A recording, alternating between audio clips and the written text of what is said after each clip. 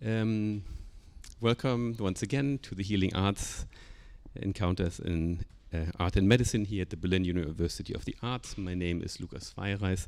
I've been hosting the sessions now for 2 semesters. Today we have a special topic because we're talking about space in the widest sense, or the relationship between well-being and spaces and built environments, the relationship between architecture and healing. And we do this today with a philosopher and with an architect. So let me introduce the architect. Stefanie Matthys is the architect. We actually met, we were introduced by a common friend, I would say 3 years ago, when I was organizing a mini symposium in a hospital, actually, in the Gemeinschaftskrankenhaus Havelhöhe, and on healing architectures, and where you also participated, so thank you for following my invitation again and being here. So Stefanie studied architecture in Aachen. You started your professional career in Paris with Odile Deck. You had your first experiences with healthcare architecture at Brunet-Saunier Architects. And from 2009 to 2014, you've been a research associate at the Berlin University of Technology in the now not existing anymore, but in the previous Architecture for Health department, led by Professor Christine Nickel-Weller, who is like the grande dame, basically, of health buildings, I would say, in Germany. There you initiated various research projects, conferences and workshops in the field of quote-unquote healing architecture, including the organization of the biennial symposium Healthcare of the Future here in Berlin. You have lectured in Germany and abroad, and you're the author and publisher of several articles and publications focusing on health and research buildings, such as the series Healthcare of the Future. And now since 10 years, since a decade, since 2014, you have been working for Nickel Partner Architekten, but you're also the managing director of the non-profit organization European Network Architecture for Health, in short ENAH, which was founded in 2017. Thanks so much for being with us tonight. And Professor Dr. Joerg Fingerhut, we met, I think for the first time last October, November, during the quarter-yearly session of the Network for Neurourbanism, on invitation actually of Professor Dr. Matthys Adli, who was one of our guests here last semester. And I had the honor to kind of talk about my work here at the UDK. And we started talking, and now you're here, and I'm very grateful for that. But you are a proper philosopher, a philosopher of mind, media, and art at the Humboldt University in Berlin.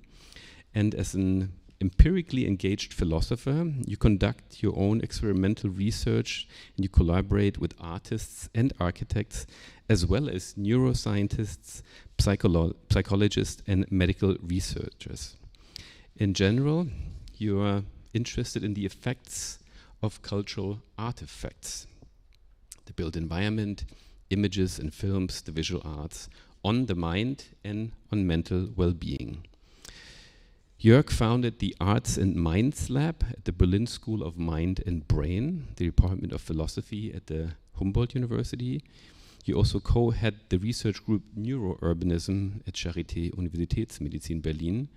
And previously, Joerg was a member of the Functions of Consciousness group at the Berlin Brandenburg Academy of the Science and Humanities, an art and neuroscience fellow at Columbia University and deputy professor for philosophy of mind at the LMU in Munich. So Joerg, a warm welcome to the UDK. Now, we will, for the newbies amongst you guys, we will have very short, like 15-minute lectures by both of them. We're starting with Joerg and directly followed up by Stefanie. And after that, we will enter into Q&A. I will start kind of asking the first 3 questions to kind of ease the room and break the ice. And then it's very much on you to enter into a dialogue. This is meant as a dialogical room where you can really kind of engage in a big conversation. That said, a warm applause for Professor Dr. Joerg Fingerhut.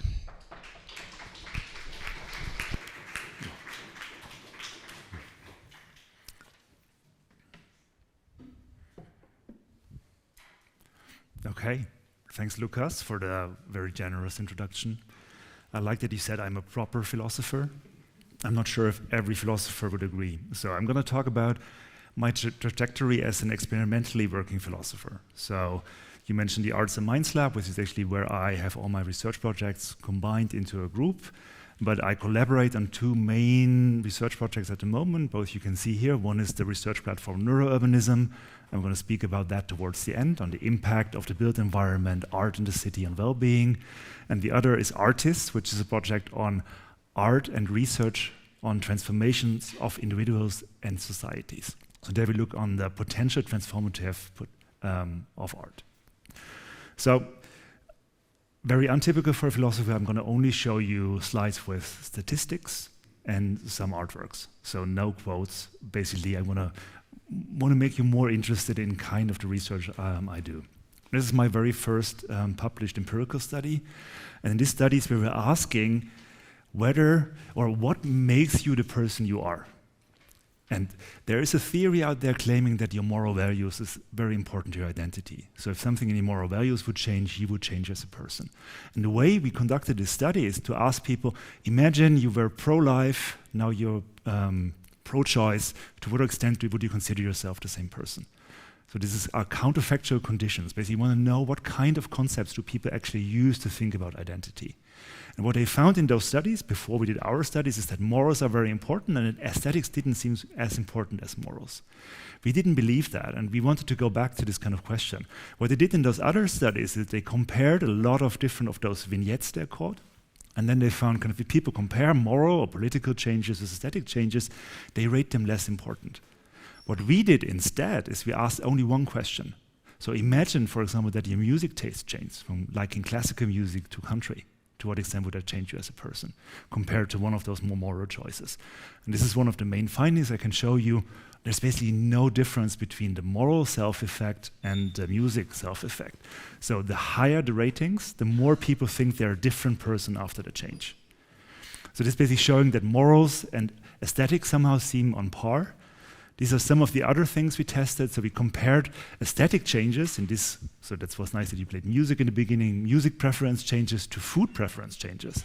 And here it turns out that the music preference changes are more important than the food preference choices. Again, this part of my talk is kind of the importance of aesthetics for our life that is often overlooked. So here we see music changes are important. I think we're here in the building of the visual arts and architecture, so we also asked preference changes in terms of the visual arts. So imagine you liked artworks like the one on the left, now you like artworks like this on the right. To what extent are you the same person? And people wouldn't perceive themselves as being the same person anymore if their taste would change in such a manner. So this is a very basic experimental philosophy study we did here. We called it, or we labeled it, the aesthetic self-effect to match the moral self-effect. We also ask another question, and I find that even more interesting. We ask kind of the question, consider you never cared about something. In this kind of leisure, there were hobbies, you never cared about hiking, and now you want to go hiking all the time. To what extent are you the same person? So people don't think that they're the same person anymore, but the comparison to music is quite interesting. So kind of if you never cared about music and now you start listening to music all the time, you also don't consider yourself not to be the same person anymore, and even more so compared to those leisure activities. We also asked about beauty and about art. So you never cared about art, now you engage with art. To what extent are you the same person? And all those three are not significantly different, so music, beauty, and art. But it turns out that kind of in terms of statistics, the art question is even the one that is most removed from the leisure question. So art seems to be central to identity. We don't know exactly why. We asked some other questions after that. There's a very short studies, like basically 3 minutes, some questions. We asked, to what extent would your change also influence your social relationship? So changing your music taste, changing your art taste. And in art, we found a significant effect. So in case you engage more with art, you would also consider to have kind of a different social relationship or different groups you engage with. So that might be one effect. Another effect, we think it might be the emotions. There might be an emotional relation, especially to music and some of the arts, and changing your emotions might have a bigger impact than other changes. Which leads me to my second part. And you see Here I started collaborating. This is part of the artist project with the EU, collaborating with psychologists, and my statistical methods became much more sophisticated in a way that I can't analyze them anymore. So what we did here is actually we went to 30 art museums and compiled a list of almost 90 emotions and mental states and asked people, after they went to one of those shows, I'm going to show you some, what kind of emotions they felt. And network analysis is interesting, and I'm going to zoom in a bit here, because you can get a feel of kind of what kind of emotions correlate and how those actually build clusters. And a cluster here is kind of depicted in the same color. One cluster I'm, for example, very interested in is the wonder cluster. So wonder is the one at the top. It correlates with being inspired, surprised, but it also correlates with beauty. So there are some of those clusters and there's kind of large data sets which kind of are to some extent interesting and sometimes even surprising. I would have, for example, assumed that beauty and wonder would be in different sets, and that wonder and awe might be in the same one, but they seem to have some different correlations. By the way, those are all data that are not published yet. They're part of the long ongoing project. We're just writing them up. So all I'm presenting from now on is unpublished work in progress. And I'm really curious also to get some feedback on whether that's interesting at all for you here at UDK or from wherever you come from. So here we asked about how different answers to our questions hang together. But we can also look kind of what type of people or what kind of experience types we find among the participants. And this is kind of, we took like 16 of the core items of the network. Do you see them down here? And we found that there are 5 different types of experiences of participants in our studies. One big type is kind of we call it low harmonious. So people have kind of a pleasurable experience, but it's not really kind of challenging them much. They might even, you see that here, they might be quite bored. So kind of they have a pleasant experience, but not a very interesting one. The one I want to point towards to is the third one, the transformative challenging, as we call it. So those labels come from us. The questions we asked here, that's kind of the answers from the participants, but we gave those different types of experiences different labels. And we labeled that transformative because they reported a high level of insight. You see that here. They're also not very happy, so it's not a very pleasant experience. And they're even angry, as you can see here. So this is a very interesting kind of cluster of experience. Not that many people have this kind of experience. It's a data set of almost 3,000 participants, but we have this kind of 7% of people across all our artworks who have this experience of transformation. And this actually is what this other research project on art and transformation is about. What we can do now is actually can look into the individual exhibitions. I told you it's 30 different exhibitions we looked into. I chose some exhibitions from Berlin, and I'm going to move from those exhibitions now into urban space as well. This is one, I'm not sure if you saw it was last year, the Franz Sandberg exhibition at the Hamburger Bahnhof. And here you see a quite different distribution compared to the whole sample. So somehow this very abstract conceptual artwork elicits a lot of those kind of transformative experiences. Remember, with kind of a bit more of anger, a bit more of challenge, not so much happiness, but with the report that some insights have changed. So this is kind of one way now to looking at those art experiences by comparing kind of how is the distribution of those kind of experiences in those art experiences. Here's another one, you see the difference. So this is the Monet room in the Albertina in Vienna. And here we have mostly harmonious experiences, almost no transformative experiences. So that might have been an exhibition that could have elicited a lot of transformative experiences 100 years ago, but in our sample, we don't see any of that. Moving towards the city and moving also a bit towards the topic of well-being, so we collaborated with several art galleries here in Berlin, and we chose the neighborhood of Wedding. I'm not sure if I have that here. Okay, Wedding, because there is this atlas of disadvantages in Berlin. So kind of if you live in Wedding, you have actually several disadvantages. There's air pollution. The neighborhood is rather poor. And we thought that might be an interesting neighborhood to look into art engagements. And we chose some galleries which you also find very interesting. One was Savvy Contemporary. And we chose the Magical Hackerism exhibition that was there 2 years ago or 3 years ago. And this is the profile we found there. It's just to give you some more samples of kind of how those profiles actually could match on different exhibitions. the one I'm actually a bit more interested about is now the relevance of public art for well-being. So one of the other artworks we work on in Berlin is the Alles-Ander-Platz from the House of Statistik, which has been deemed dismantled, I think 2 months ago, 3 months ago. So we had the chance to see it then, and we're going to also have a look now after it's dismantled. And we looked into this, and here also it's interesting to see there are not that many transformative experiences. It seems to be there's a novelty aspect to it. There are some harmonious experiences, but we don't see this kind of transformative experience we find in conceptual art. I don't know that much what to do with those data yet. Actually, I got this data this afternoon from my colleague in Vienna. I thought it's quite interesting to think about what kind of experiences art elicits. This is the map I wanted to show you before. There are some other studies that more directly focus on well-being, and kind of there I have a bit more of an explanation of what is going on. We also collaborated with the Galerie Wedding and Solveig Ovensen for several exhibitions. I'm only going to speak about one, and this was the exhibition by Emily Hunt, where she actually displayed the neighborhood of Wedding kind of during COVID with kind of a map, and this is kind of an extract from the map, but she also did this very artsy, elaborate rings. This is actually, I think, a fountain in the neighborhood, which is put on a ring and which was on a display. So people couldn't even enter the exhibition, they only could engage with it from the outside, because it was COVID time, and we nonetheless used that as an exhibition space to do a study on. Again, I'm going to only speak about the second study. This is just some of the findings. So kind of, we found that by engaging only briefly from the outside with this exhibition changed the mood of the people. And mood is kind of a very good measure of subjective well-being. So actually you can see that there's a direct impact on that. But we also found that people feel more connected to the neighborhood. Positive mood didn't go up, and neighborhood satisfaction didn't go up either. But those are kind of a bit more, the latter at least, a bit more stable measures of kind of how people relate to their neighborhood.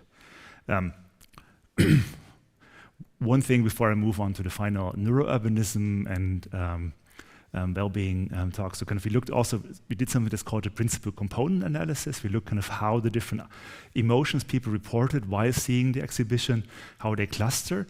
And we found also this very interesting cluster that we call an expansive states. So we had kind of states that we could call it rather repressive. And those states here, also including wonder again, feeling free, having a changed mind, are expansive states. And people who experienced those states, they also reported a higher mood after the exhibition engagement and a higher neighborhood satisfaction. So if you have these kind of experiences with the exhibition, it actually does much more for your relation to your neighborhood and for your well-being. So I think you know those slides if you've been here last year from the presentation from Mazda Adli, my colleague at the Charité. So this is basically what is going to happen in our cities or in kind of all over the world with respect to cities. So more and more people are going to live in cities by 2050. It's going to be 2/3 of the population who will live in cities. And there's this kind of correlation of urbanization to mental health problems, so kind of depressive disorders, anxiety disorders, and substance abuse, which you see on the right. Again, I'm going to focus a bit more on mental well-being, but this is kind of one of the driving forces behind this idea of neurourbanism. We have to understand how density in cities impacts the mental well-being and mental health of city dwellers. And one way to do it, and this is kind of the citizen science, is a very different way of kind of doing science as well, is kind of by using an app. We call it Deine emotionale Stadt, or Your Emotional City.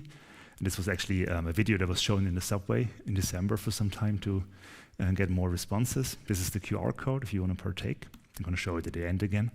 What we do in this study is, it's called ecologic momentary assessment. So we asked 3 times a day how people feel. We want to get a report on their emotions at a certain place. We ask them how happy they are, how stressed they feel, how scared they are, how lonely they feel, and how much energy they have. And based on that, we can do an emotional profile of a certain city in terms of how their dwellers feel. And we label that kind of as our measure of well-being. And this is the pilot data we have for the first 1.5 years of this study, also again not published. And here you see actually Berliners at least feel quite happy. They don't feel so much stress, they don't have that much of anxiety in average. They don't feel as lonely, and they have quite a lot of energy. So we started this in Berlin. We're going to do the same study in Santiago de Chile possibly Nigeria and hopefully also in India, and compare different cities or how different city dwellers feel in their city. There's also interesting divergences here. For example, younger people feel more lonely compared to older people. So we can look into those data and understanding kind of how do Berliners feel in their city.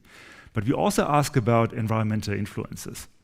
And also we asked there 5 different things. And 2 things I as a philosopher entered because my interest in the arts and aesthetics is we asked about the interestingness and the beauty of their environment. So they had to take a photo and tell us how, I'm not sure what's the first, how beautiful and how interesting the space is. We also asked them things that are more well researched, for example, how much personal space they have, so how crowded it is, how safe they feel. And the idea was a bit, we also asked about greenery, how much green they see. There's also a lot of research on greenery, and I'm sure if it's going to come up in health architecture in the second talk.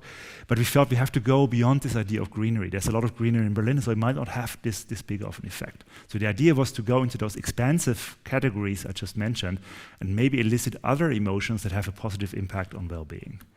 And I added one question that they had, so those other questions they had to ask from 1 to 5, to what extent they feel those emotions and how they rate the environment. I also asked the question, do you see art? Yes or no? And this is kind of how Berlin feels for Berliners. So it doesn't feel very crowded. It's quite green. It's interesting. It's more beautiful than it is interesting and feels very safe. And again, here I would expect very different city profiles from other cities from other continents. So those things are interesting in themselves, but now the interesting thing, we can correlate those ratings of the environment to the feelings of the Berliners. And this is where things become interesting. So you again see those 5 ratings of kind of how the environment is judged. Here, crowdedness, safety, interest, beauty, and greenery, perceived greenery. And this is one of the 5 emotions we asked. And you see here, as you would expect, that the experienced safety has a significant effect on anxiety. None of the other measures has a significant effect here. And this is the question I care most about. So if Matthys speaks about those things, he talks more about stress and mental ill health. I'm interested in the happy city. And the very interesting thing we found here is that the interestingness and the beauty they perceive has a direct effect on the happiness they experience. And both of them almost in the same strength. This is kind of, if you take all our measures together, it becomes even more interesting. You see that the environmental interestingness becomes even more significant compared to the beauty. So somehow interestingness, this dimension of interest, curiosity, I mentioned wonder before, might do quite a lot for us as city dwellers in terms of our mental health. So we would have expected beauty and greenery to have a much bigger effect. For me, this is kind of very interesting data. Pilot data still, but we hope that we can find in kind of our next data set a similar effect. Again, we also asked this question about, do you see art?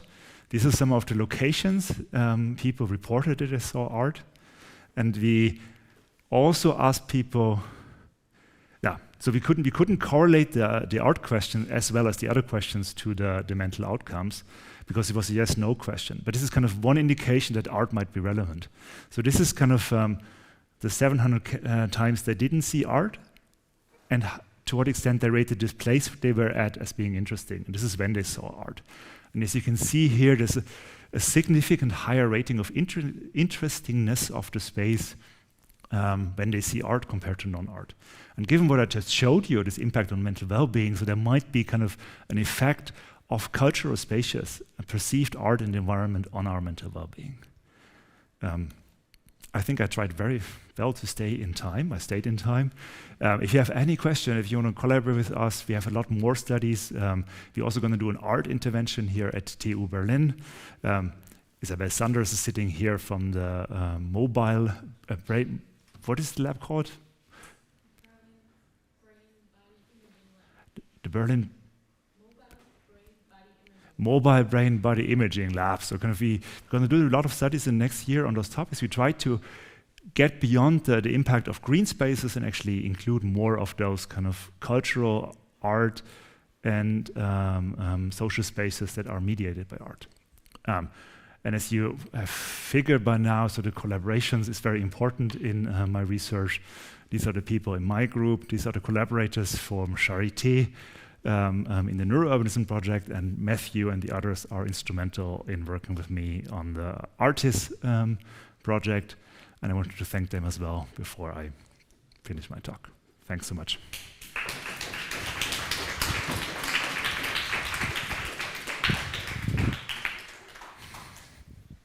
Thank you so much, Joerg. And we come directly to Stefanie. So you kind of set the stage, so to speak, to go no more specifically into architecture and healing architecture. And with that said, a warm applause for Stefanie Matthys.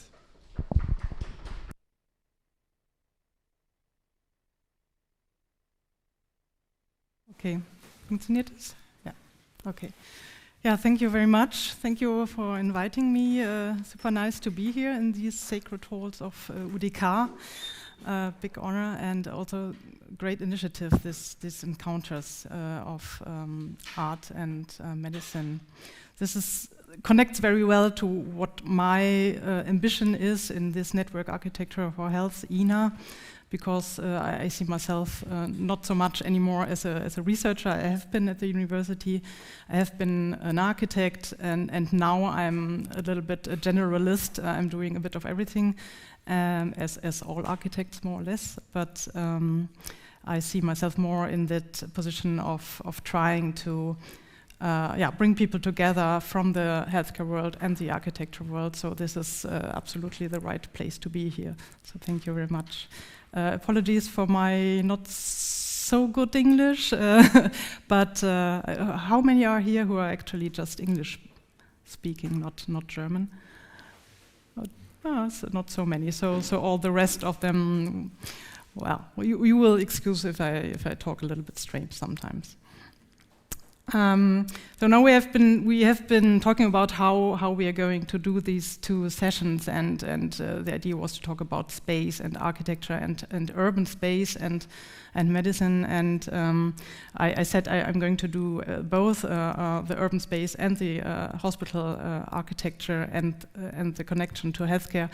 Now I decided I will concentrate mainly on hospital architecture because it's my main focus, and then maybe we can switch to the urban part later in the discussion.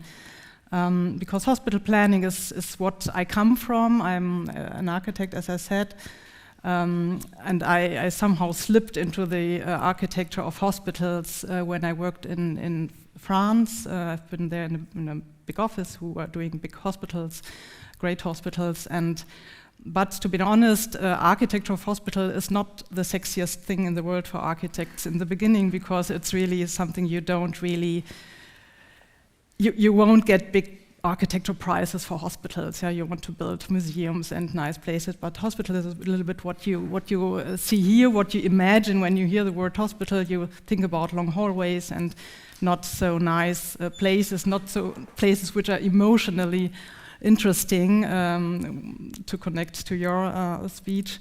But in France, I started to discover that architecture of hospitals are a super interesting task, because it's so complex. You have really technically enormously complex buildings with all this technical equipment you need.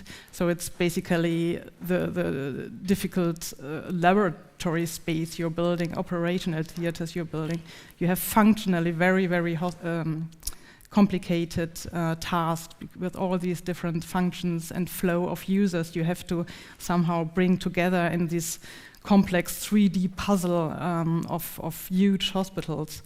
And is also difficult in terms of all the stakeholders involved.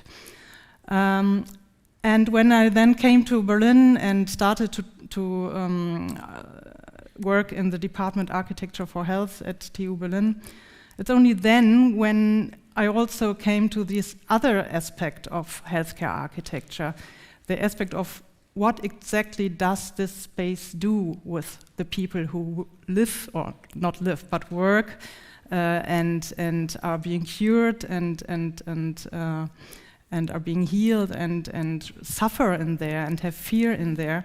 And this is where I started to work on this topic of healing architecture, the so-called healing architecture.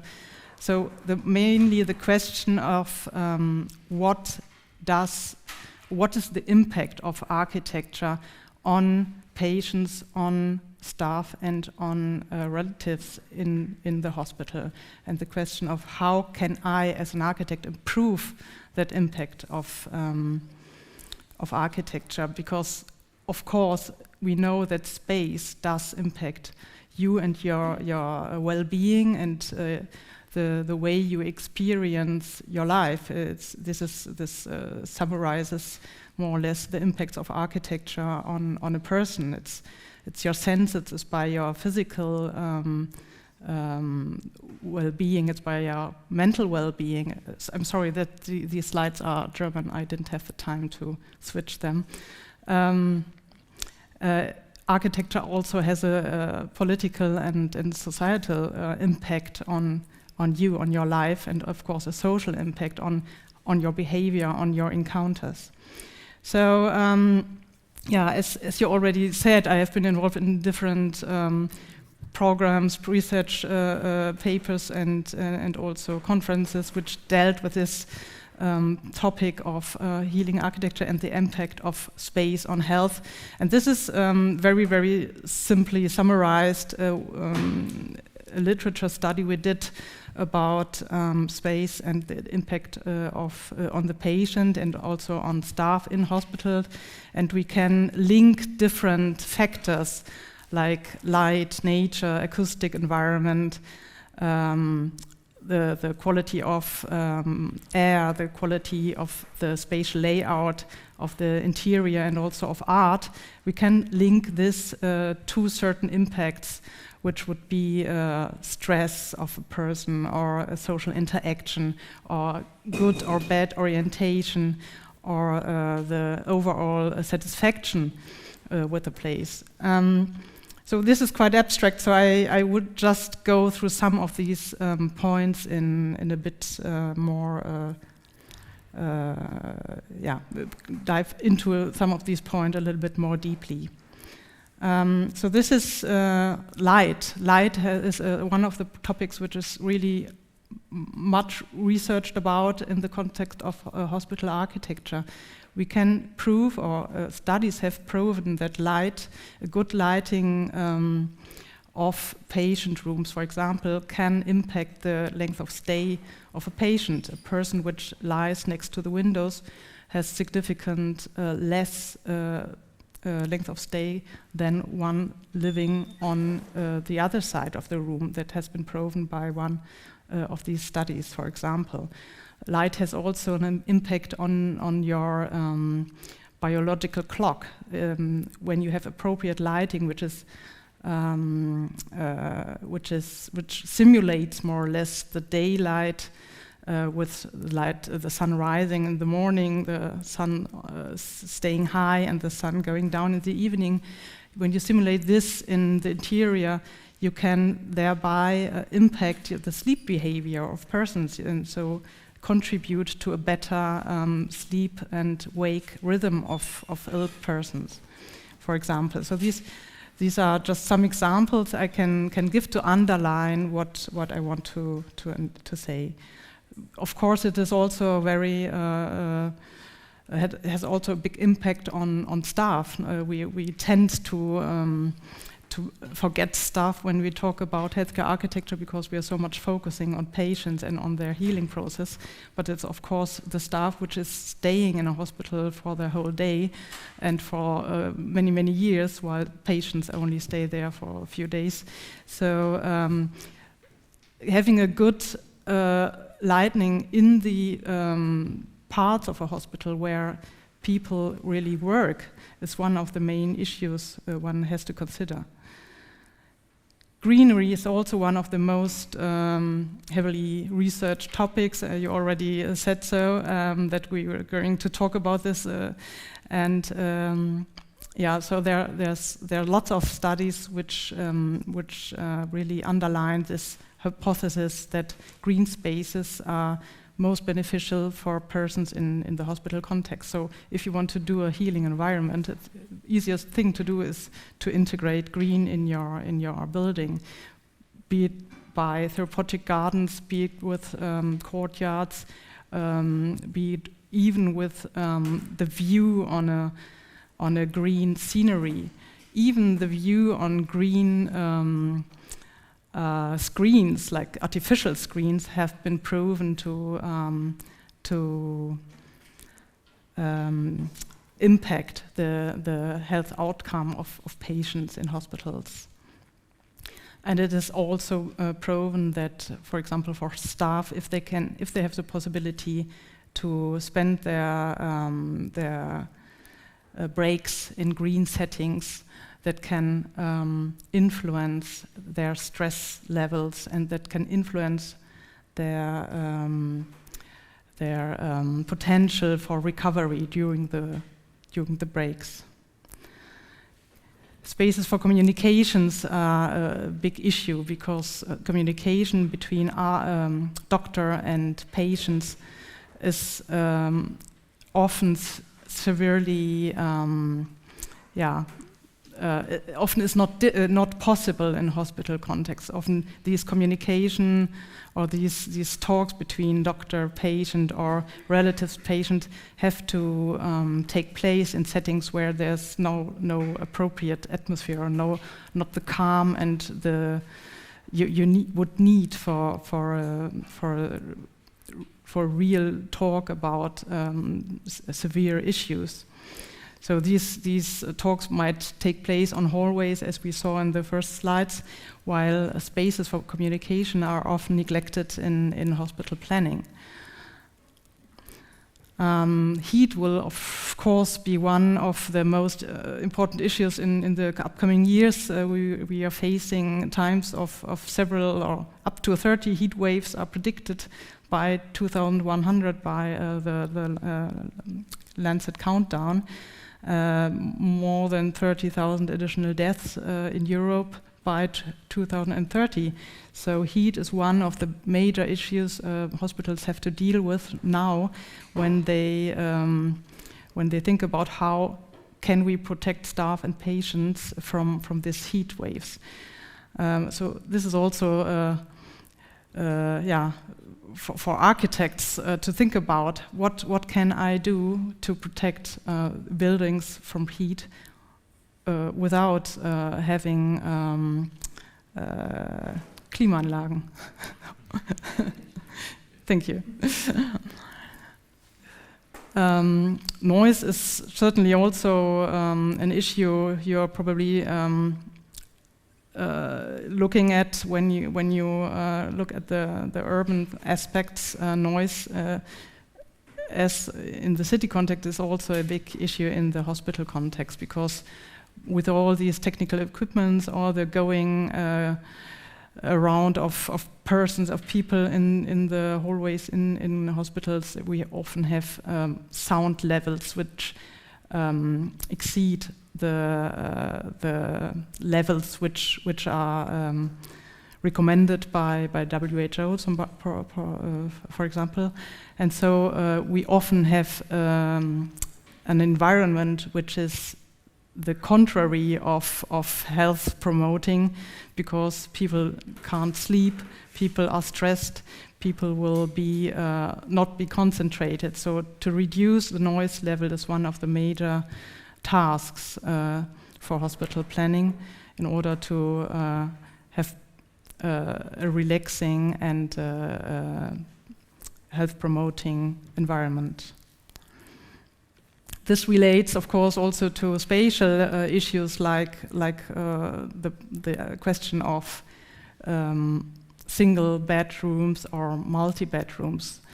From a health perspective, single bedrooms are really to be preferred, because there it's evident that you will have a calmer atmosphere. You will have the possibility to be with your relatives, to get support from your relatives, to have the better encounters with the staff and the medical staff to discuss your diseases.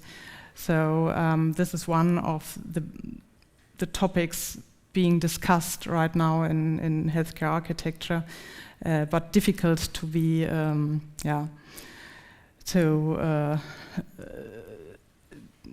to it's difficult because of the financial aspect, of course. Yeah.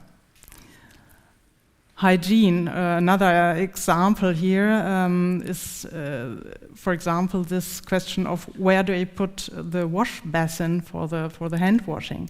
Hygiene can be impacted by architecture, for example, by putting the wash basin into the direct view of staff. If you put it around the corner, it will be less used by staff, so staff will not wash their hands, and thereby you will impact the infection rates in a hospital. So this is a very, very practical example of how the interior design can directly impact health. And of course, we will also have to talk about art in this context here. Artworks in hospital contexts are also subject of several studies. There is evidence that looking at artworks in a hospital context can improve the satisfaction of patients, and also can improve the healing process by means of positive distraction. So people would be distracted from their own diseases, from their own pain, and thereby you can get a positive impact of art. There's not so much strong evidence about art actually reducing stress levels, like stress levels being measured by heart rate measurement and so on, but still art has a positive impact in sense of a positive distraction.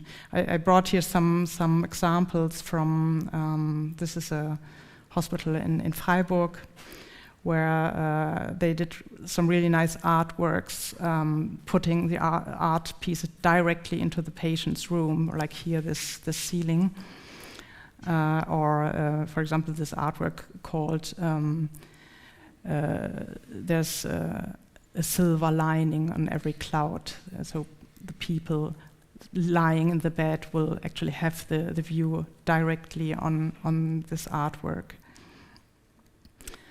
Or here another example by Joerg in the British Sheffield Children's Hospital. And this is one project. James Turrell currently is designing one of his skyscapes for the new children's hospital in Zurich, where the place with a skyscape will actually be integrated in this new building. So when you open one of these doors in the hospital, you will suddenly discover this room where you will have the view into the sky. So this was more or less to explain a little bit what kind of research is being done in architecture for health, and the way the principle this is based on. So this is all again a graph which tries to show this. So we try to look at the built environment factors, the impact of the built environment factors on the users of hospitals, which is staff, patient, and relatives, and to see what impact would these built environment factors have. They will impact interaction and behavior. It will impact physical and mental well-being.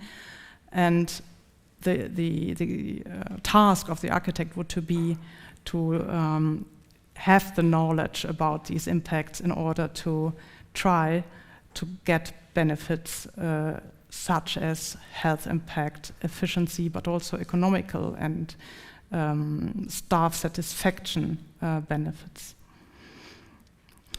So this was my little excursion about the healthcare architecture. Then when we talk about urban planning, which is also one of the main focus points of the ENA network, we can imagine the city is more or less something like a big hospital. We have the same issues more or less. And we have the issues about green spaces, about the impacts of noise. They have the same issues in terms of stress or heat. Then there are, of course, other issues which deal with the traffic, with movement in the city. And one of the major impacts you can have on a healthy lifestyle in urban planning is to design traffic and movement which will be active, like walking and cycling. But I don't want to dive too much into this topic now, because maybe we can do it in a discussion later, and so I would simply stop here. Maybe I was a bit too fast, I don't know.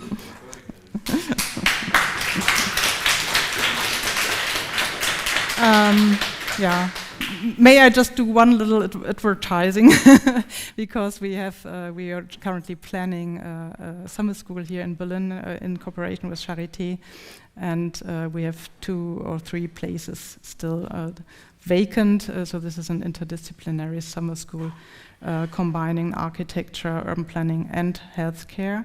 And yeah, if you're interested to get involved, simply look on our webpage. Thank you.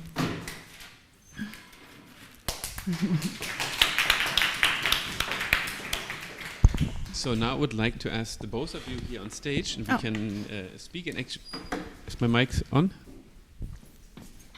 Can you hear the mic well? Yes. Sitting or standing? I would say standing. We were sitting last semester, and we've been standing this semester, and I think it's better standing. Okay. But if you get tired, please.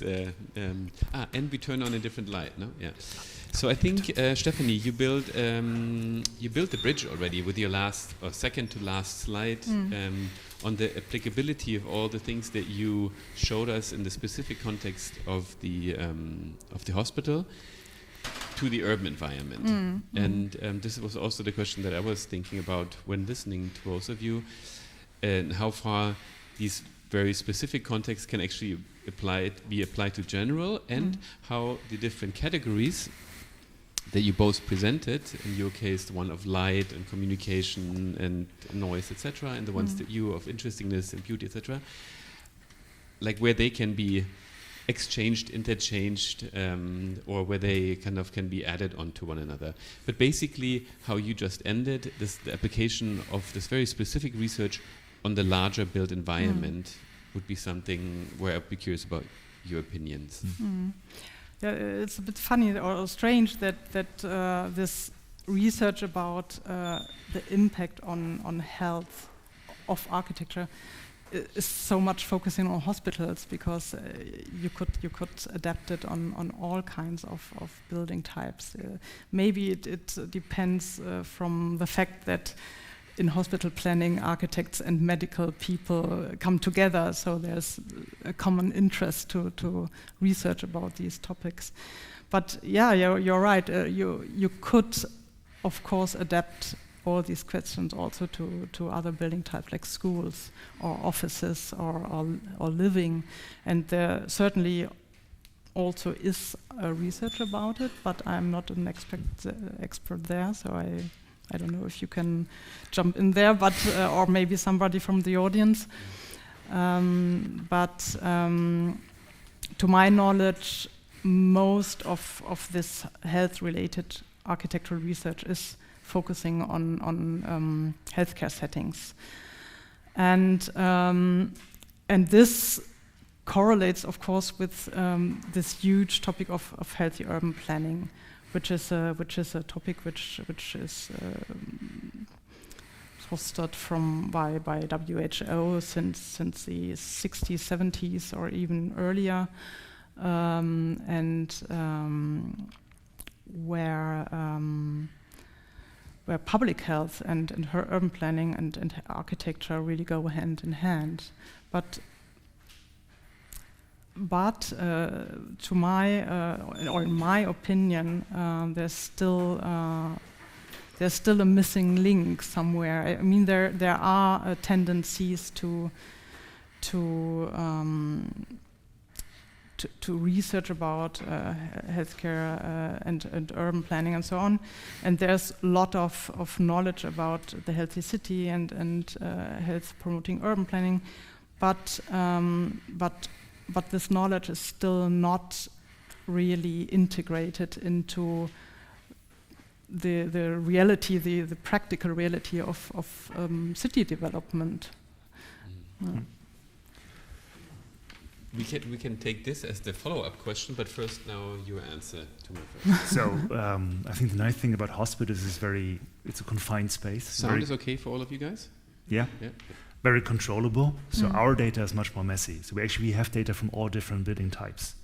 I was a bit dishonest because I presented as the urban mind or kind of this urban app. So most of the data we have actually from people being at home. So we asked them 3 times a day at certain time intervals how they're feeling.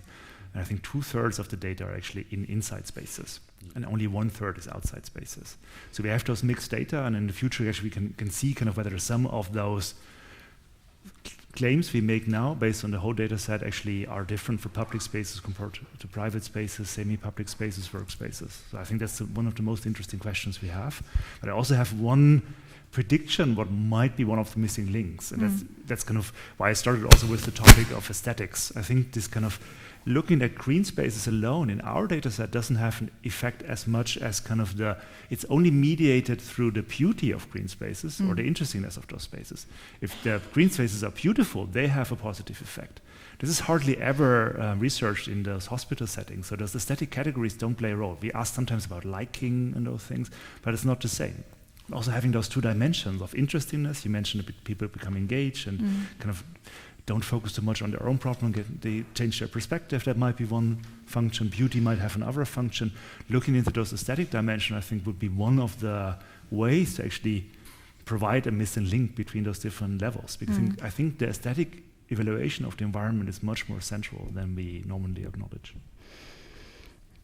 Well, there's on the other hand this emotional dimension of health or of well-being, but there's also on the other hand this physical or very the body and the physical environment, and when we talk about green spaces, for example, it's also a question of heat, of course, in the city. So because green spaces can contribute to a better climate in the city. So there's also this very hard fact thing of physical environment and the physical impact on your body and on your health. So there are these 2 dimensions of it. Which brings one of your big research topic is embodiment as well. Maybe this is a nice hook to what she just said, but that, if I remember correctly, reading a little bit into your work, is that you said that cognition doesn't happen in the head, but it happens in the real world with our bodies. So can you maybe connect this to what Stefanie just said? Wow, 2 tasks. I can say something about embodiment and how I see it relate to architecture. So one of the things I didn't show today by looking at those data is kind of how we actually move through space and how our body changes by moving through space. There are so many interesting studies showing how confined spaces make you feel small. So you might actually walking through one of those corridors in a hospital might make you really feel small. And the intervention you were talking about by Pirl might actually just do the opposite. You enter a room and then it opens up. And those are experiences that actually we experience through our whole body. There's this whole German empathy literature showing that kind of we experience emotions in architecture through embodiment. So by actually leaning back, looking up, this has a direct effect on our emotions. So I think architecture is done very much in this respect, actually directly changing how we experience our body schema, how we experience space. And there's not that much research yet, I think, on this aspect of embodiment. There should be much more. And as I would also argue, those things then relate again to some aesthetic experiences we have in those spaces. So opening up might have kind of this awe experience, which might you still, if you have an awe experience, you might still feel small, but be maybe kind of more open to new experiences, open to others. Those are the things we're interested in. Yeah. Mm. It would be interesting to connect this aesthetic experience to a health outcome. Yeah. I don't know if there are already some results about this kind of research, but there's a big research field on well-being, at least kind of art engagement and well-being. We just finished like a meta analysis on papers on art engagement, so perceiving art and well-being, which is hardly ever done. So there's a lot of kind of art therapy, engaging with the arts, but also just perceiving art has this impact. It's mostly an impact on mood, sometimes a bit on life satisfaction, those things, but kind of there is some evidence showing kind of, at least on those well-being measures, that there is improvement. Yeah. You hinted at something, Stefanie, and then maybe it's also up to you now to come with your questions. I'm sure there's many questions in the audience. But you mentioned that there is still, in other words, I'm paraphrasing, but a disbalance between the realizations that are made, that you presented, and let's say the status quo of healthcare buildings or building in general, also between the kind of ideal of the what is being found out in the research and the reality of the everyday. So where do you see there the biggest challenges or the biggest needs? Maybe also we are in a University of the Arts here in the education of it. By the way, how many architects of you are in the room here? And I don't know how many people we have online at the moment. 22. Can the 22 online tell me how many architects are there? Maybe just raise your hand if you're an architect. Yeah. And I can see it here. Raise your hands if you're an architect. How many medical professionals are becoming in the room? One architect. Yeah. And artists, quote unquote. 2 architects. And now artists, take your hand down if you're not an artist. So, 1. What is an artist? That's the question. Yeah. And non-architect artists. Okay, just, I mean, there's many more and other people here, but just to give a rough idea. So education, what's missing? What was the question? The question is basically the difference between the realizations that we make, all the stuff that you both actually presented, all the categories, and actually its implementation. Yeah, there's maybe 3 points missing. First of all, I think we need more.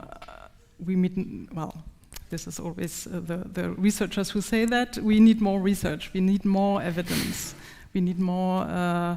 I try to present some very small aspects of this whole field, but of course, we need more hard fact evidence, more really statistics and so on, because it's figures that count in the end when you talk to authorities or to those who have to pay it in the end. Then I think we also need more talking about it, because there are people, or many people out there, who never ever thought about this interaction of health and built environment. So there has to be more communication about this, more encounters between health people and building people, and also the authorities who in the end are responsible for realizing things. The third thing is that we have to bring it also more into the teaching, because when you study and you don't really know about these issues, you won't bring it into realization into the end. So this is, I think, the 3 major points we have to see. But maybe there's a 4th one. But let you we want to hear that before. No, I have to think about it. Okay. But before you, of the architects in the room, it was only 4 or 5. Is this a topic that's being addressed? Has this been addressed in your studies so far? Superficially. Okay, good. Thank you. Now, Joerg. You said everything. I think I agree on those 3 points already. One of the other things we try to do, because I think there's a huge interest in the topic, it's just not addressed as much. So we do this citizen science app, so we try to talk to actually Berliners and other cities if we move there, try them engage, invite them to workshops, talking about our data, talking about their city, and kind of, we call it your emotional city. So we want to see actually how they want us to implement some of their concerns, and we talk about their concerns as well. I think this is maybe a fourth dimension. I think this whole idea of citizen science is quite relevant. And there's also a big interest from in politics and kind of more in the government levels, like people in the Senatsverwaltung here in Berlin are really interested in say, kind of, can you give us hard data? Can you give us some facts about those things? What about and there's one thing I'm a bit concerned about, that has to do with the green spaces. So in our artist project, we have kind of one board member, and I think she's one of the mayors of Marseille, and she talked to us about our findings on the relevance of art for mental well-being in cities. And she said to us, there is this big fight now between funding sustainability and funding the arts. And somehow they actually cannibalize each other, which is a real huge problem. So it shouldn't be either or, it has to be a combination of the two. I also would never argue that we need less green spaces, but we need a better understanding how certain of those factors interact. And kind of in terms of public planning, there's this strange interaction that I think is very problematic. And as if the arts and the future-looking sustainability research are divorce. I think they're one of the same problem if you look into urban planning. Did you find your fourth point? Yes, but it's very specific for architects, because for architectural planning, to bring these kinds of research findings into a design, we also have to work more on tools, how to translate it into real architecture, because as an architect, when you start to design your project, you somehow have to translate evidence into a space. And maybe now we are working more with simulation, with 3D models of architecture, with simulating the experience of spaces in artificial intelligence spaces. So maybe that could be a solution to test buildings and urban or spaces or built environments in general before realizing in relation to the health impact or the health outcome. So that could be a new tool to develop for translating research into architecture. Okay, now I open the first and the second. If you're fine, I'll pass you the mic, then I don't have to repeat it. Yeah, it comes to my mind and memory that in older times I have seen hospitals which look much more cozy than they do today. If you look, for example, for the Campus Mitte at Charité with the red brick buildings, or the Belitz Heilstätten, the lung tuberculosis hospital 150 years ago. It's a cozy place to be. Yeah. And if I compare that now, the yellow brick buildings of it's not the urban hospital, it's the Urban Krankenhaus. And next to it, there is this concrete block, which is, I don't know if I would get healthy inside of that.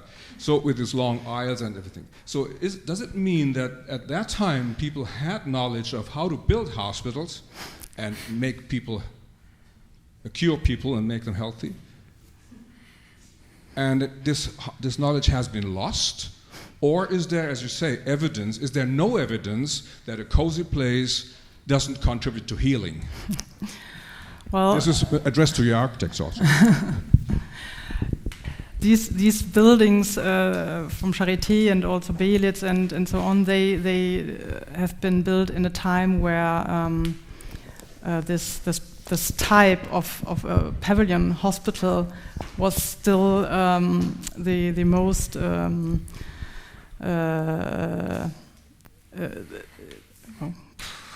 was the favorite type, let's say, because but that had other reasons. They built that because back then transmission was not that clear yet. So you didn't have so much knowledge about transmission of diseases, and so it was a protection against transmission of infections to have these separate buildings. You put them separately into a park, and then you won't have people getting the infections from the others. So that was a measure of hygiene in the end. Later on, you could build denser hospitals because you had new ways of prevention, hygiene preventions, and you had more knowledge about this. So this is when we started to build denser, and of course for a hospital, for a doctor, it is easier to move in a very dense hospital instead of walking long distance ways from one pavilion to the other. So I think that these beautiful old hospitals, they have been built not for the reason of having green spaces because they are so beneficial for your mental well-being, but for other reasons. But it is, as you say, it is a little bit a knowledge or a quality that has been lost and which has not been considered in hospital architecture of the years from 60s to 80s or 90s or 20s. Knowledge that have been lost. I mean, if you make a balcony out of wood or plastic, I mean, it's a difference, isn't it? Yes, yes. Even buildings, they have all these half-timbered and balconies really nicely and everything. But this is a completely different, more cozy architecture. Of course. This has been lost in the 60s. Is that true? Or what is it? It depends also from new types of construction and material. Of course, you can't afford anymore to have handcrafted balconies anymore because we have a completely other ecosystem in architecture and building. So. Yeah, many thanks to both of you. It was really very interesting, and I'm extremely. I can also say that to the young architects, I'm really convinced that architecture as sort of a second nature environment of all of us cannot be overestimated at all. And if you become good architects, you will do good for generations and for all of us, instead of being a good artist or. There's a big difference between art and architecture, and if you are good, a bad architect, you can harm us all, right? But as a philosopher, I have a methodological question, because philosopher tends to not to trust in too much of experimental on empirical data, because they consider it to be too much of arbitrariness or so. And I wanted to ask you how can you make sure that all of your studies are really representative and are or at what quantity of people you are dealing with can you consider a study to be really a representative and not arbitrary? Very good question and a huge problem. So I think the two questions you had the two concepts are not that directly related. Representative and non-arbitrary there might be some different questions. So I think what we do, it might not be representative because we also have a bias who actually uses our app, who has iPhones. We have problems with kind of getting people who actually have a migration background. We only now have the app in different languages, which actually won't change much. We did a study in Wedding. We didn't get one Turkish-speaking participant in 3 days. We talked to them, but they didn't want to give their data. So there is these biases we have. And I think the best thing to do is actually to report those biases as honestly and direct as possible. We have also a lot of other biases. So I spoke about those studies as I think they're exciting, and I think they are exciting, but they have huge problems. For example, the samples we used in order to assess art. It's a very European concept of art we have there. So we used museum art to actually get those kind of experience types. This is kind of one minority within kind of the bigger art world. So now we're actually replicating something that was the canon before, but might not be the canon anymore. What I don't believe is that the findings we have are arbitrary. I think some of those correlations, they are very stable. So kind of we use very high measures of kind of what what becomes significant or not. So we can actually show for those biased participants and biased artworks that there are significant effects. And I think that's what you can do. I think you have to be as honest with respect to how representative you are, and then you be very solid in terms of kind of how you do the statistics. But actually then we can say, yes, for those, even if we average across the experiences, which is also a huge problem for a philosopher, I believe that art is actually trying to produce something extraordinary. If you show several artworks, kind of how can we track the experience of something extraordinary? So there are issues kind of with respect to do studies on art, but I think in terms of what we did here with architecture and those correlations of what people, how their concepts are applied. So if they say something is beautiful, it will also have effect on some other mental states. Those things are not arbitrary. And I think there we have solid data. Again, with this qualification. Yeah. You wouldn't consider this to be a question of quantity also, of how many people you are questioning? It's always better to have more data, but I think it's even more important to come up with a good hypothesis you want to test. And then there are actually quantitative or statistical measures of kind of how many participants then you need to actually see. Just adding more won't give you kind of a better sample. What I believe is also a thing, kind of that's also where I speak a bit against evidence-based design. I think it's very important to include it. I think it's amazing to have those data, but there should be also something like the freedom of the architect to come up with something we haven't even conceived of. So both the artwork and the architectural work are changing. So just adding more people to the previous architecture studies might not actually capture what we're interested in. So I think rather think of new studies, do incremental steps, and try to improve the experimental design by adding some questions. But I think more is not always better in this respect. Maybe a question to both of you. So when you studied the effect on daylight, on the disposition for the health to improve, was it just a mere correlation? Because I thought that maybe a person who has a higher disposition for their health to improve, maybe if they are able to select the bed by themselves, maybe they also have a higher disposition to seek daylight. So was it just a mere correlation? And a question to you, when you studied the interestingness of certain places in the city, and you showed that there was a high correlation to perceived happiness. A friend of mine from the US once said, only boring people get bored. So maybe an internal state of being interested in the world, of seeing even interesting things when it's not obvious, maybe that could also have a high impact on happiness and health, your internal state of how you look at the world. For example, maybe a performance art piece where you go through the city and you have a certain algorithm to perform, to seek certain things and see things with a different eye. So the question is, in what extent does the external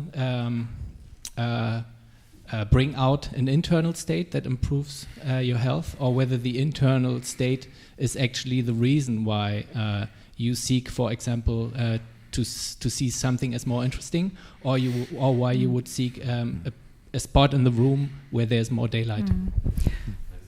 I have to say that it was not me conducting the study, so I just reported about plenty of different studies which we summarized in literature review.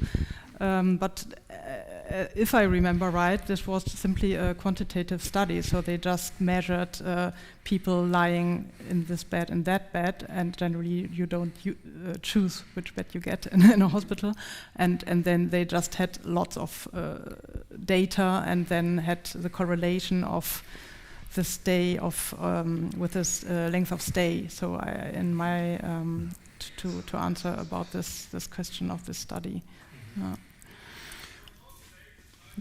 So,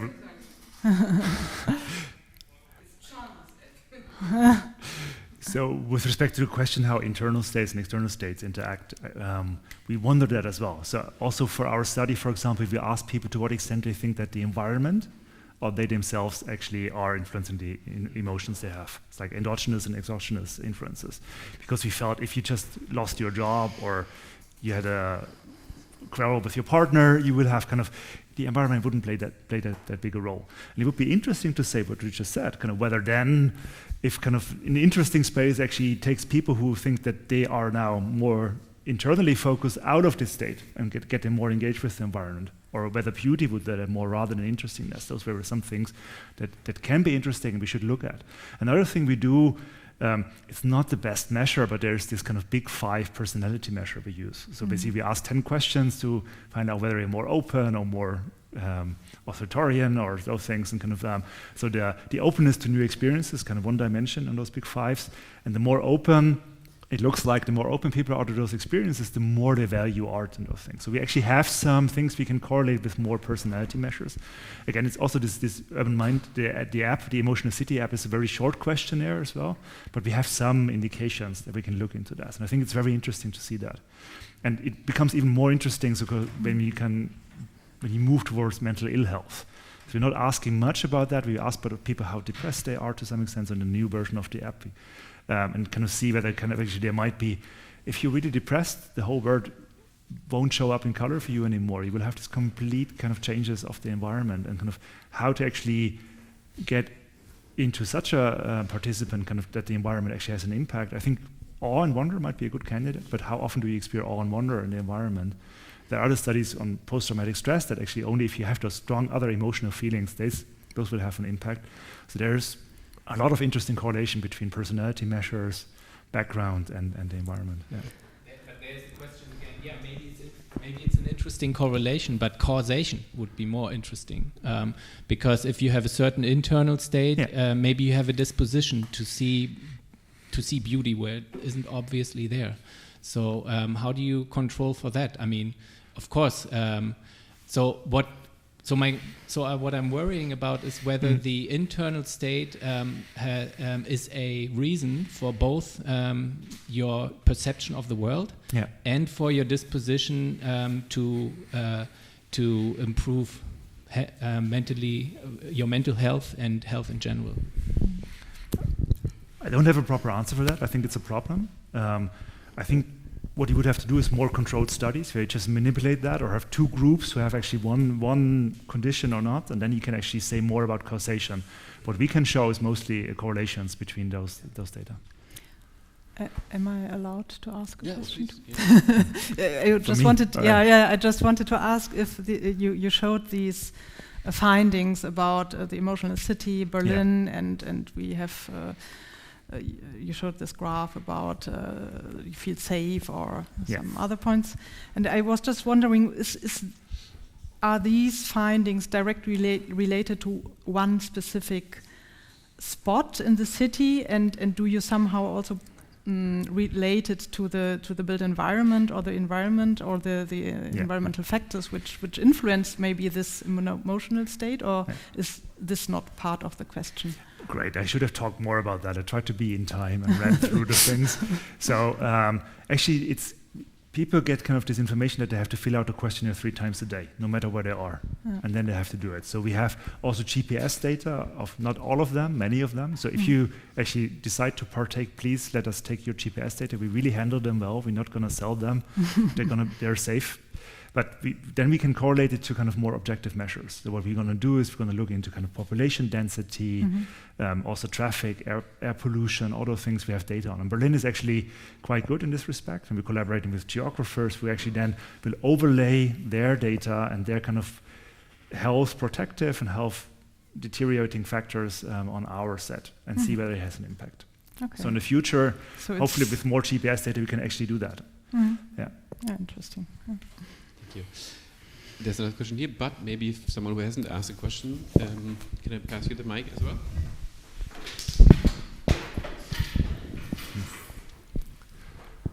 Yeah, thanks. I have a question about the different types of art experiences and how they relate to well-being outcomes. Specifically also, what different types of for example, novelty experience or transformative experience lead to the most or the best outcomes in well-being, if there's research, if you've kind of tried to look into that. And also, if there's some like research looking into the longevity maybe, and then moving forward to the applicability as an intervention, for example, also in the hospital context, specifically, for example, interesting. I can imagine that maybe things are interesting the first time you look at them, but if you look at them, for example, stare at the same ceiling every day, it's not so interesting anymore. So yeah, that's kind of the question. If you're aware of, or if you've done any research about the applicability of the different types of art for different contexts. Great question. I'm not going to talk much about the different types of artworks. That's going to go in a completely different dimension, but kind of in the types of experiences of artworks. And there are interesting differences. There is kind of, I spoke briefly about those principal component analysis we do.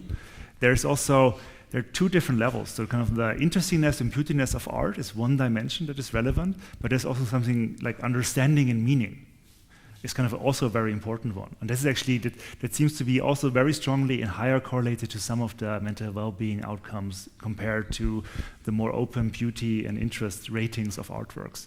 We had also this kind of dimension of kind of what do people experience in those art spaces, and this kind of from wonder through play. That was kind of basically also a principal component analysis. If you look deeper into those components, there seems to be wonder seems to be more correlated, for example, to sadness experiences, astonishingly. So there's kind of some other things going on, and this has also a direct impact on changing negative mood, but no impact on positive mood. Whereas another dimension, the playful one, has a direct impact on positive moods. So we can do those differentiations.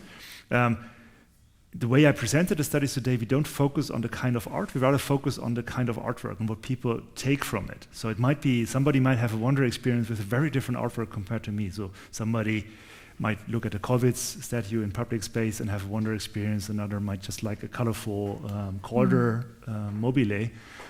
We care about those kind of experiences people have. Yeah, maybe I can add to this that art in hospital is really a difficult topic, because it's people react very differently to artwork. There is a bit of evidence about art representing landscapes, and natural scenery is generally beneficial. But there's also some studies which prove that some artworks have a disturbing effect, and abstract art, for example. But there's not a very, very good basis of evidence about this. If you're interested to have a deeper look into this topic, there's a research project going on at Robert Bosch Krankenhaus in Stuttgart, actually, and they also published a publication, Healing Art. So it's really interesting, but there's not much evidence to really evaluate an art piece and its effect on health. Maybe one final question. Maybe Online, yes. The online audience, you can ask a question. Written or spoken? No, only spoken. Only spoken, sorry, only spoken. Do you still have something on? Okay, please, yes.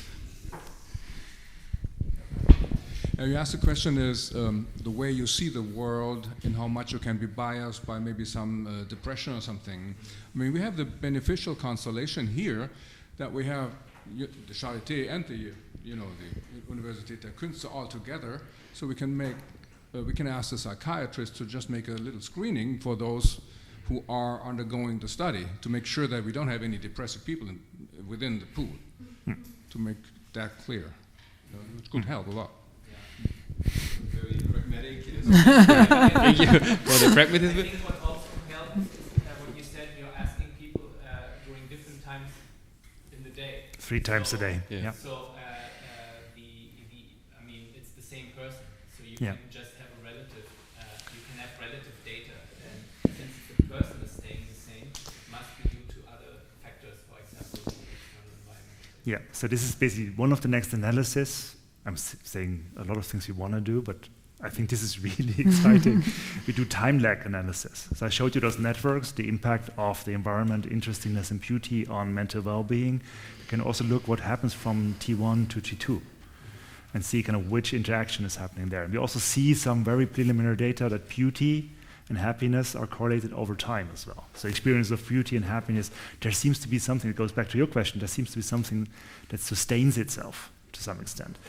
There's almost a third of a day in the wait day in between those assessments, so it would be great to have like a proper sample, not citizen science where we only can ask a few questions in this kind of very long time intervals. But this is one of the nice things of doing ecological momentary assessment, EMA, that we have actually the same person over a time span. Yeah. Then I would like to, looking at the time, close with the personal question. We talked about analysis and data, etc. But to the two of you, why do you do what you do? Why do you dedicate your life to healing architecture, to finding out about the effects of cultural artifacts? So I'd like to close on that personal note. Well, I simply think it's super interesting as an architect to look on what does architecture actually do with you, with your personal life, with your personal body, yeah, as I said, I came to this topic a little bit by accident, but it really fascinates me since 20 years now, nearly. So yeah, this is a good way to connect architecture to really life and to the human being, for me. Yeah. It's just curiosity. I think that was kind of the field I felt there is a lot of research missing. And kind of, you called me a proper philosopher, so the beginning of philosophy is always wonder. And kind of thought, kind of, you have to actually care about those kind of interaction of the built environment, of kind of the artifacts. You called it second nature. The artifacts that actually make our minds. And I wanted to understand that better. So that led me a bit more towards architecture and urbanism. And the other thing is kind of mental health. It's such a huge issue. So it's coming more and more in academia. We are recognizing that there are mental health issues. And I felt I was dealing a lot with kind of theories of vision and other things, and kind of now I think kind of, yeah, no, as a philosopher I also should contribute to this broader topic of kind of how can we live a happy life. And that's kind of, that was kind of the strong motivation to move towards doing those studies I do now. Beautiful. Thank you so much for these amazing insights. Thank you so much for being here. I see you all in 2 weeks again. Until then, stay safe, take care, all the best. Thank you. And a warm applause to our great speakers. Thank you.